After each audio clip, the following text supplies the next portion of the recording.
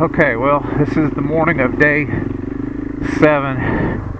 We've probably been 40 miles or so, and mainly quad trails, fire roads. But unfortunately, Kent has decided to bail out. He can't keep his hands warm. Fortunately for me, my heated grips has been my saving grace. I actually feel really good. I'm not cold. My core feels really good. I'm wet from the waist down, but I'm not cold. So he's gonna. This was actually the night that we had no lodging, as the only motel in town was full because of a wedding, and we got a campsite. Well, we obviously, when it's this cold, there's no way we can camp out. So he's gonna try to maybe work a deal with the people at the lodge that we can stay in there and sleep on the floor inside the lodge itself. So I feel bad for him, but I respect his decision, and in no way, shape, or form I'm upset about it. So my plan now is to just keep riding, and if it comes to a point where it's just too dangerous of a trail, I'm going to turn around and go back. But physically, I feel great. Really surprised. I thought I'd be a whole lot more tired than this at this point in the tour. Slept awesome last night, and just gonna keep talking to you guys whenever I can to keep my mind occupied. This is the Butte trail. Nice single track so far. Luckily, yes, it's obviously raining. The traction on this trail so far is really good.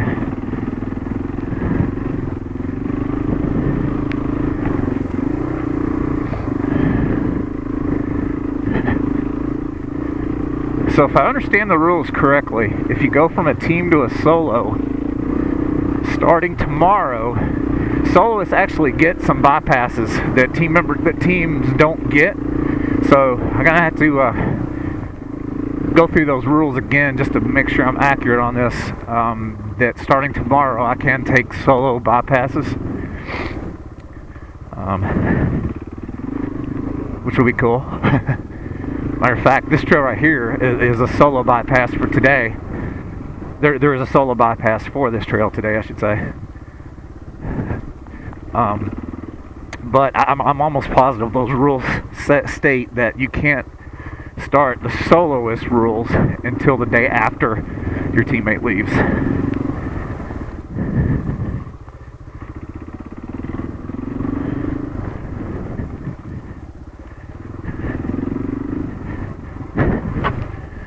Unfortunately for Kent, he's going to have a long ride up a blacktop road to get to Laksha, where we're staying tonight. Which I know that's going to be cold. Where this actually keeps you warm because you're working. And then there's just very little wind chill when you're going this slow. One thing that we did do yesterday when we went through Elk City is stopped and got these, I don't know if you can see this on camera, but I got those cheap wetsuits, and that is helping quite a bit. That's keeping my core dry. Even though my fly jacket is waterproof, just this extra layer of protection is a really good peace of mind. I had of course, the pants too, but when I went to put my boots on this morning, they completely ripped out the crotch. Look at that view. I'm sure my lens is covered with water, but you should be able to get an idea.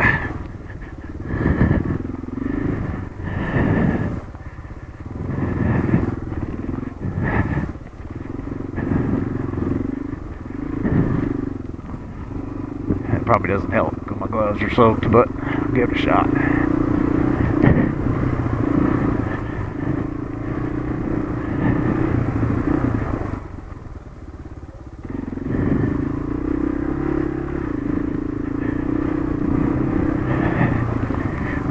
It's kind of a running joke with the people that run the tour of Idaho. They kind of make fun of people with grip heaters, but man, I'll take that any day, because It's funny, whenever we come to a stop, we stopped several times this morning so Kent could get his hands warm on his exhaust, and he looked at my grips and they were steaming.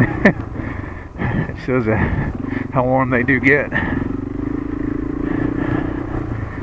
I've run heated grips for years, even back when I was racing Mid-South, the Mid-South Winter Series. We always ran them to keep your hands warm. You know, some of those races were in the snow, and I put them on just about every bike I have.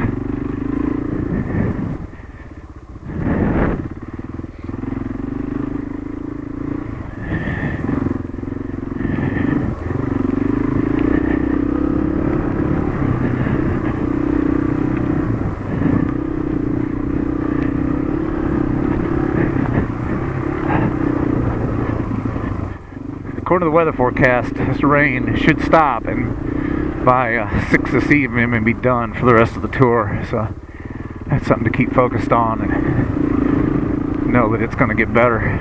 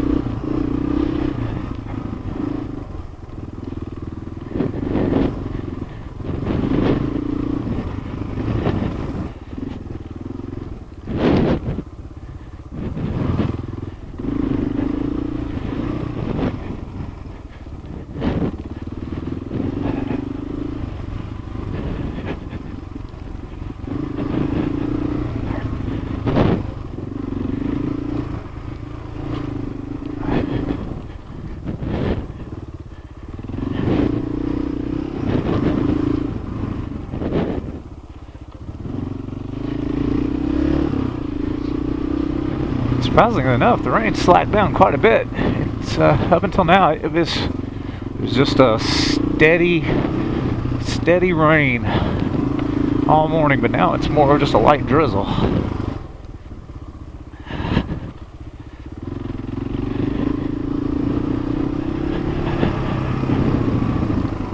Neat rock sticking up over there. I'm not going to look too much.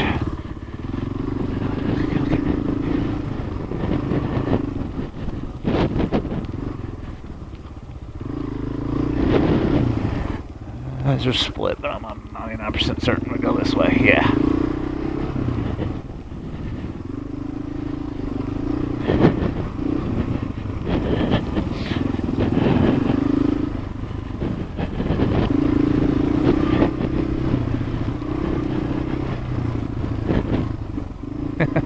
My brake and clutch lever, as soon as I put my finger on them, they are ice cold.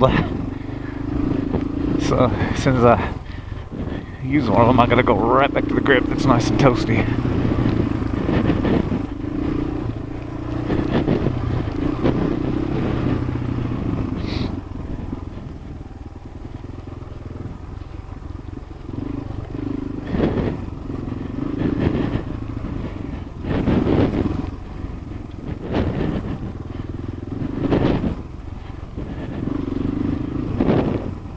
I'm sure for the people that's following our tracker, if they're looking at both mine and Kent's, they realize what's going on, because his track is going back the way we came, back down to Highway 12. I'm sure they're saying, oh no. These trackers that we're wearing drops a point on a map every 5 minutes. And anytime if I get into danger or I got stuck and couldn't get out, I can push a button, and it's a couple different ways you can do it. You can push one button and it sends messages to predetermined people that you load, like Kent and my wife Laura, a couple other people, or there's an SOS beacon, they will actually call the authorities, and then they'll send a team after you. So it's a good peace of mind knowing that, well, you wouldn't be stranded out here. Somebody would be on their way.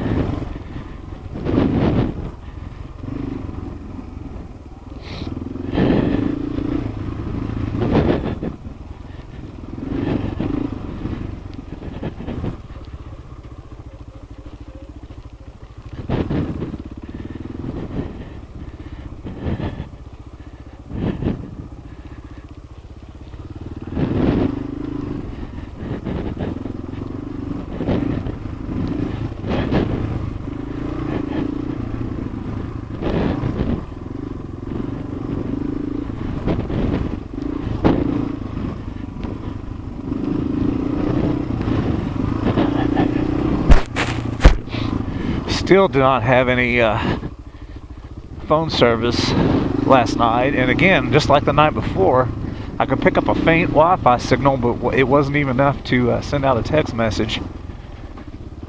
I tried to send a text message to my wife a couple times, and it would, the line would go across the screen and go about 3/4 of the way, and it would just stop. It wouldn't go any further at all. And then when I would try to call, I would just get call failed. This is really disappointing.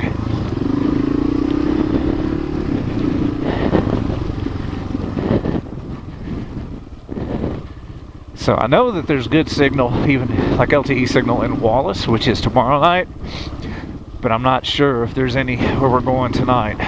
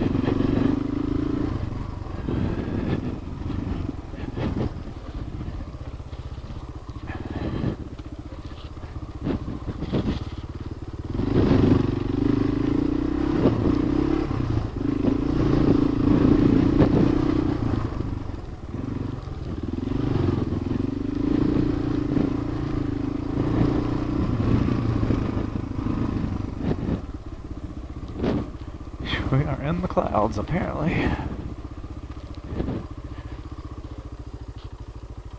Whew. I don't know if you saw that, but I had to kind of side hill on that rock. Well, luckily, I'm pretty sure this is granite. Granite has some amazing traction. So I was able to go across that side hill rock. Now, had that been limestone, like in Kentucky, I would have slid right off of it.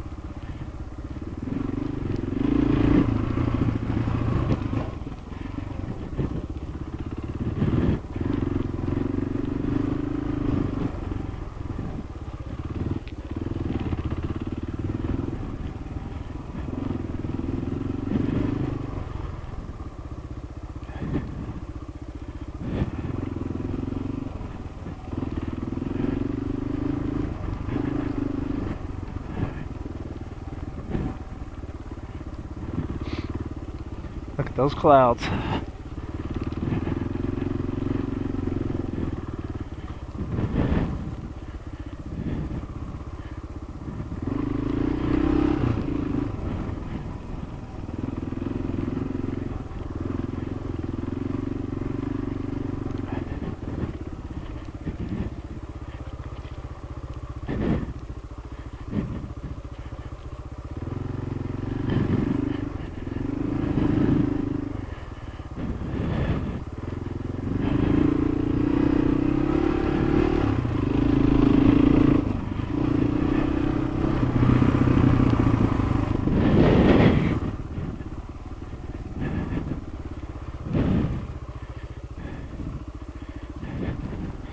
Getting away from that exposure makes me feel better. This right here is a lot like Kentucky, eastern Kentucky, like the Redbird Trail down near Manchester. And we do a lot of side hill stuff like this, but it's much more comforting when there's trees on the downhill side. Or back there, it was nothing.